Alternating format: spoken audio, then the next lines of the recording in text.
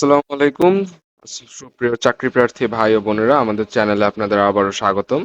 আজকে আমরা আপনাদের জন্য সম্পূর্ণ নতুন একটি ভিডিও নিয়ে এসেছি। এই ভিডিওটি হচ্ছে বাংলাদেশ গণপ্রজাতন্ত্রী সরকারের জনস্বাস্থ্য প্রকৌশল অধিদপ্তর এর নিয়োগ বিজ্ঞপ্তি।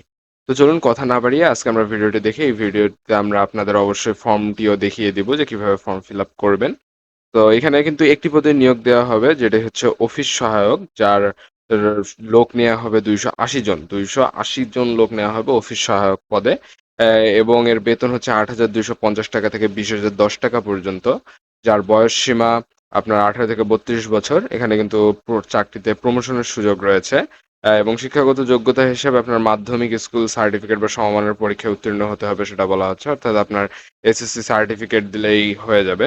এসএসসি পাশেই আপনি এই পদের জন্য আবেদন করতে পারেন। এখানে 280 জন লোক নেওয়া হবে। এরপরে আমরা অন্যান্য শর্তাবলীগুলো যদি দেখি, তাহলে হচ্ছে যে এখানে আমরা দেখতেছি, এই তো এই লিঙ্কের মধ্যে গিয়ে ক্লিক করে আপনাদেরকে ফর্মটি ফিল আপ করতে হবে। ফর্মটি কিরকম হবে আমরা দেখিয়ে দিচ্ছি। এই তো অনগোয়িং সার্কুলার, ওই লিঙ্কে ক্লিক করার পর এরকম একটা ইন্টারফেস আসবে। তারপরে এখানে ক্লিক করবেন। এখানে ক্লিক করলে অ্যাপ্লিকেশন ফর্ম, এখানে ক্লিক করবেন। অফিস সহায়ক এটা সিলেক্ট করে নেক্সট দিয়ে দিবেন। এটা নো দিয়ে দিবেন। তারপরে নেক্সট।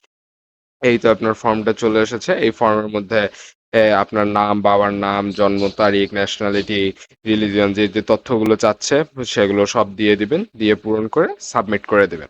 এটা সাবমিট করার পরে আপনাকে 72 ঘন্টার মধ্যেই কিন্তু টাকাটা পরিশোধ করতে হবে। অর্থাৎ 72 ঘন্টার মধ্যে আপনাকে 56 টাকা পরিশোধ করতে হবে এই আবেদন বাবদ। যদি এই 72 ঘন্টার মধ্যে এই টাকাটি জমা না দেন, তাহলে কিন্তু আপনার আবেদনটি গ্রহণযোগ্য হবে না।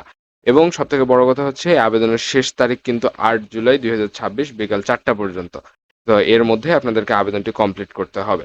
তো এই ছিল আজকের ভিডিওটি ভালো লেগে থাকলে অবশ্যই ভিডিওতে লাইক দিবেন এবং চ্যানেলটি সাবস্ক্রাইব করে পাশে থাকা বেল আইকনটি ক্লিক করে রাখুন। ধন্যবাদ।